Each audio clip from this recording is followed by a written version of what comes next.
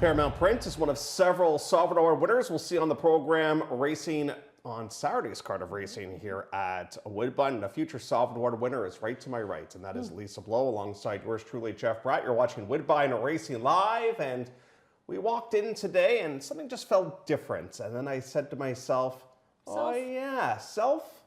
It's an hour earlier than it was last week. Thus, this could be an all under the lights program of racing. Maybe tomorrow too? Yeah, right? We might get.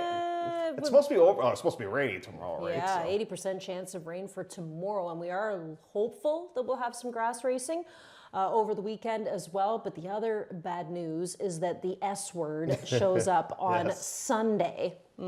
S-N-O-W. Yeah, I got my snow tires on Monday. Oh my goodness. Yeah. It was like lined up. I was like, this is going to take forever. But they were pretty quick, so I was pretty happy. Yeah, I have to do it for the first time ever because, I had a Jeep before, so it wasn't really a problem. But now I had to buy snow tires. And, they're going on in 2 weeks' time, so... Yeah, I'm curious how your Porsche is going to do in the snowy conditions. Yeah, me too. I don't know how it's going to do, but you're going to put the snow tires on nonetheless. Yes. Yeah, we'll I'll put the chains in the back just in case. Want to hear a crazy stat? Sure. 24 cards of racing left to go. Is that what's left? Yeah, 6 weeks to go. All right, that sounds good to me. According to my unofficial math, because it's not very good. But still a lot of racing, though. I mean, we have 11 races for Saturday, 11 races for Sunday. Busy night tonight, busy night tomorrow night as well. And I thought the Saturday program is really good. Yeah, really good. I don't know what it is. The best Arabian always draws well. Huge field. And the best horse might be on the A's. That's the Foxwoods horse, the Brad Cox horse. I don't think she's going to get in, but that's just the way it goes, right? So speaking of stake races, let's get the clock going. That'll be topic number one as we look back at a couple of marquee races for the 2-year-olds. And we'll start off with the Nazarene presented by Kettle One. These races, from a time point of view, they are both very, very close. And we'll start off with Dixie Law, who, any other year would maybe be in the running for champion 2-year-old filly. I don't know if you can dethrone a Grade 1 winner in Corsia Veloci or not, but the trainer was bang on with his assessments here. This being Dale DiRisola, said the synthetic will not be a problem for this horse. And she just powered away too. They're going to have a lot of fun with this gal next season because there's so many options. Obviously, she's has an opportunity to race in the Oaks if things go well there. She has a great opportunity to race in the Plate. Fillies win the Plate. They have on numerous occasions. But she was, I thought, a nice, easy winner of the Nazarene. Yep, no, she was a no doubt about it winner. She got a nice setup. She did everything right. And just kudos to the Connections for having a really good one in their barn. And that barn, by the way, is going to be represented in the Hill Prince coming up on Saturday at Aqueduct. It's going to be Thundering against Dale's good horse that won the Toronto Cup. Ooh, okay, well that's Whose fun. name I can't remember. It'll hit us. It'll hit us. And what about the boys? The Big Con and the Gray? Well, this was Sahin Savachi returning to Woodbine for just the one ride. And what's interesting, too, is he rode this horse for Miguel Clement. Well, guess what? He's back again with us on Saturday. He's going to ride quite a few horses on the Saturday program. He'll be on stakes horses over the Saturday card. I think he's picked up a couple of other ones in the undercard as well. But he was back in action with the Big Con. Miguel Clement has sent up some really nice horses here this year. Gotta look up this horse's name because it's going to draw. The Dale horse? Yes. I'm surprised Dale hasn't texted it. No, it's Church and State. That's right, Church and State. Yeah, there's a nice one too. Seaver had a fun season. Looks down the shed row. He's got a great shot to win tonight with a horse by the name of Misty Eyed that he claimed. So he sends that one out first, start off with a claim here tonight. But they have to be really, really proud of the season. And now the trick is to wrap that filly in bubble wrap for next year. Well, he's got two. Oh, he does have two. He's got the Cheesewood horse too. Yeah, he's got the Cheesewood horse, but oh boy, what an exciting season next year. He's in a great position. Kudos to him for having a fantastic season. So Thundering's 12-1 and Church and State 12-1. That will go as race. Now you got to look that up. No, I got it right here. The feature? Race 7. Well, they got a bunch of stakes at the Big A coming up on the program on Saturday, going for $200,000. So best of luck to those two outfits. Let's get to race number 2. Topic 2 is round 2. You're a boxing fan. I am. I love boxing. Wasn't it always a ripoff though when you paid like $60 for the pay-per-view and it would go 2 rounds? Yes, and same with UFC. You'd pay all that money on New Year's Eve to watch a big fight, and then he'd break the guy's leg within the first minute, and it was over with. That's it. But yeah, in this race, the second race, it's maidens for 15. And I'm going to tell you something, like tonight's card, there are horses that kind of stand out. You're like, yeah, these are the horses. But then you kind of feel like it could be long shots that jump into the mix Well, I too. mean, Sunlit. I mean, what do you do with this horse? This is a massive drop. And that's why I played the horse. But, you know, one thing that we've been noting as of late is just find horses that are in good form. Yep.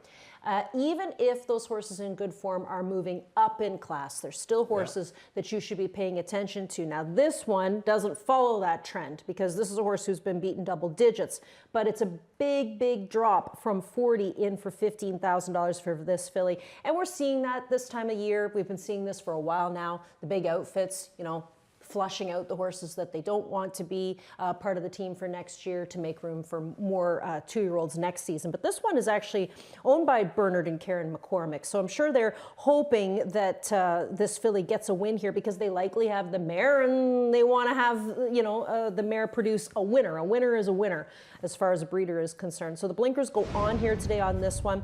This is another horse you might want to take a peek at too. This is one I like. Yeah, this is Blaze of Mischief, who's at the back of the bus on October the 16th and is in along the rail. Now, this was a big wake up for this horse. I shouldn't say that. He's had one before this where she was third when going 2 turns in a $15,000 claimer. 15 is the right price tag for her. Watch her, she switches to the outside of the track and she's able to actually grab the second place spot here under Deshaun Gaskin. He's back aboard again today. And this has been a barn that's been very, very quiet this season, but in the last couple of weeks, I would say, we found them in the winner's circle a couple of times. I watched that replay when I was doing my handicap the other day, and you know what I think the key was with that horse? What? She wasn't really doing much on the inside, but once she got off the rail, she really started to roll. And then you have to ask yourself, like, because the rail isn't always the livest place to be. You know, if she would have zipped up the rail, would she have been able to catch the winner, that being Serenading Kitten? So I used the 4 on top. I used the 6, Shavana Ruda, on a drop here today because, you know, she was close for $25,000, second and third for $25,000, maybe 15 is the price tag. And Pietro's actually done very well with this barn. When he gets into the Mike DiPaolo barn, he wins at a pretty good clip. So second starts off the Jackpot Power Pick 6 and the Pick 5 here today. Topic number 3 is moving. Who likes moving? Nobody. It stinks. 7/8 of a mile, 10,000 claimers, non-winners of 3 races, lifetime. I am a little bit surprised that McGill is installed as the favorite, considering her last race was so poor by her standards. I guess a lot of people maybe think that the start cost her on that Maybe, day, yeah. but I'm going to the horse who's moving, and that's a horse that packed up her bags from the Dave Cody outfit and said, yeah, put me in this stall over here with Dale DeRusso, and that's Misty Eyed. So what happened with Misty Eyed on October the 25th was that Sky Chernetz has always rode this horse, and she was sick that day, remember? So she was down with the flu, and Esjuan Flores picked up the mount, and holy smokes, I mean, they just took off flying. So this was a no doubt about it winner in for the $7,500 price tag. And of course, DeRusso's sitting here, you know, filling out the claim slip for this one and got himself what could be a nice little horse to win this non-winners of 3 with. I don't know Rusty Wood's stable, so I'm wondering if this is a new owner that he's brought in. I see he's a part owner on this horse as well. I'll use the 7 over the 5, Sterling Heights, who's been right there in the mix as of late, as well as the 6, McGill. Yeah, I went 5-1. I don't mind Liam's Awesome a little bit here in this spot as well, but I did go towards Sterling Heights. I just think last time out ran against tougher. I mean, Supergirl, I realize Supergirl's not the same Supergirl that we once knew, but still, Enchanted Forest isn't a bad reference either. So I'll put that one on top. And Deshaun Gaskin is, you know, he doesn't ride a ton, but he's had great stats with Sinatard. Yeah. I would say Supergirl's no longer super. She's just a good girl. Yeah, that's right. Just remove the super, just girl. Sterling Heights will start from post position number 5. So we'll see if you're right about Misty Eyed, as Dale does bring that one off the claim. I actually saw Dale taking up the Centennial Farm silks for the Jocks Room to go down to New York. Ah, yes. You got to bring your silks with you. We might get some more pictures courtesy of Dale. Yes, he always sends some nice pictures. Yes. Okay, let's get to our next topic, which is score. And hopefully the score is on the good side of the equation for you from a handicapping point of view. And we're going to talk about race number 4. And oh boy. Maiden 7,500 claimers to kick off the pick 4. That's the wager Lisa and I like to play, and we're given this. A Out for a rip, scratched, and is in for 10 now on Sunday. So that's where that one is. And Hat Trixie Moment will not participate as well. But I'm all ears as to anybody's thoughts here on race number 4. Well, I think a lot of us will likely scratch onto the 3. Strike a note, because it's Devin Gittins and it's Flores, and the horse was second. Last start out to Sultry Sophie, who's from the Tiller outfit, right? So strike a note kind of seems like she might have inherited a good position here thanks to the scratch of the 8. Frog in a Pond is a horse I played last start out. In fact, I played him the last couple of starts because it's when Raffy gets on for Carlos Grant, it really kind of catches my eye now. But I noticed that Raffy is not on this one today. Instead, it is Ryan Munger who's going to pick up the call, and Raffy instead will sit this race out. Now, there's some other horses when you get into the back portion, you know, the 9, the 10, the 11, the 12. It's a big field, but I just, outside of the 9, who's a Fort Erie horse that's kind of been racing here and there between Woodbine and Fort Erie, I found this one a really tough one to sort out. I mean, M. Chamas, he was a void claim, and then the next start out, he's nowhere. Yeah, and then runs big after that. Yeah, and then he runs big, but that was August the 15th, and he didn't run good again until October the 12th, so she needed a little bit of time. I wonder if you can't fight her, because it seems to me like if she doesn't get to an easy lead and the rider has to fight her a little bit, or she gets involved in a battle. Possibly, but also I remember that race because there was only one horse on paper, and it was Jinx Me. Yeah. And Jinx Me did end up getting the win. Yep. 2-7-3 for me, and you've gone 3-2-9. 3-2-9-7. Strike a note comes out of a good race. What I like is the fact the 9th place finisher from that last race, Nutty Destiny, came back to win last Thursday. 10th place finisher, Bling the Money Home, came out of that race to win as well. So that will start off the pick 4. Right, friends? Have we met the right group of friends here coming up in race number 5, when I'm on a 16th? And you know what? Andrew Smith at one time, he had a lot of horses in his outfit. And a high percentage barn. Yeah. Now, with Candace, I don't think he's really done anything wrong with this horse. I realized that she didn't run all that great back on October the 4th, but that was a bit of a tough spot. The big thing, though, is Elisa, they claim the horse for 75, they get the win for 15, and now you can be super aggressive. You can go right back in for 75. Yeah, you know, and plus, don't forget, the winner, Gallyhead, was a logical horse to play that day on October the 25th. So what I like about this is you get a little bit of everything here with Candace. First, you'll see her, she's on the inside, and she is kind of, you know, getting herself to the outside eventually. Now, that works, let's say, 50% of the time here at Woodbine, maybe even less, because the rail is just so live that sometimes when you're in the 2 and the 3 path, you've just hit a dead path and you're not able to, you're just kind of spinning your wheels and trying to catch up to the horses that are in along the rail. But on this day, you can see that even the 2, which is the Tiller horse, was moving up on the outside. Now, the winner, Gallyhead, I think, all had that one. Voices from Above was a horse who at one point in time had won a race by, 9-10 lengths, and then you get this girl who always tries every single time, with the exception of that race back on October the 4th when she might have got herself bumped around a little bit and in a tight spot and she just kind of gave up. But other than that, she'll give you all she's got, and for $7,500, I think she's a major player. Yeah, I do too. I'm not sure she goes home with Andrew Smith today, but I think she's a major player for sure. Give me an exact in here, because you've got the 2 second, that being PS Rising Star. Yeah, because I like Flores and Gittins together. I think that's kind of interesting. So I went 1-2.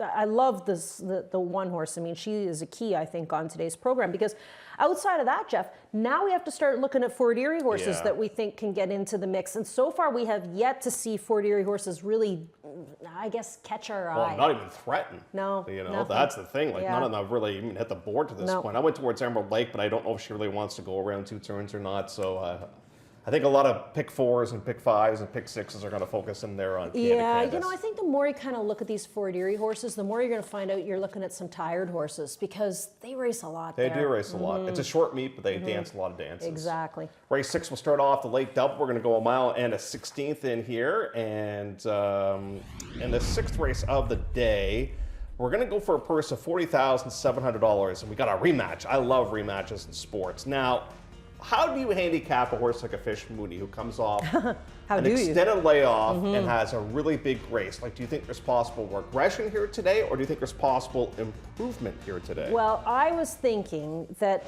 really Twisting Pistons should be able to turn the table today on Fish Mooney. I wasn't expecting Fish Mooney to be that tight, going a mile and a 16th, first start off of like a year away from the races. So good training job here done with Fish Mooney. So I'll show you the last race. This is October 23rd. You're going to see the top 3 finishers in here. Fish Mooney, of course, with the Chickadance colors.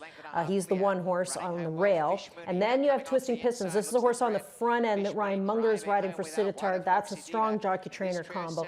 And then the third place horse, that being Foxy Diva, who on this day is the 3. So it's a rematch between these 3 again. I feel like now it's like somebody else's turn to get the win. And in my mind, if Twisting Pistons, Twisting Pistons runs a good race. It's not like Fish Mooney comes to Twisting Pistons and she goes, forget about it. She gallops out strong here. She was fighting to get the win. I just am kind of thinking that maybe today we get Twisting Pistons at a better price because a lot of people might go back towards a Fish Mooney, who you got at a good price last start out. Twisting Pistons did everything right last time out, got away with really slow fractions and held off everybody but Fish Mooney. And then I look on paper again today, there's no other speed in the race yet again. Yeah, I think we go to the front, but this time I think we hopefully add a little bit in between us because we know Fish Mooney's going to be coming. Twisting Pistons had all those pistons going a million miles an hour in that last race, but just fell a little bit short. And all in all, has had a very good year. Don't forget this horse missed an extended amount of time from May of 2024 to May of 2025 and has won 3 races so far this year. I think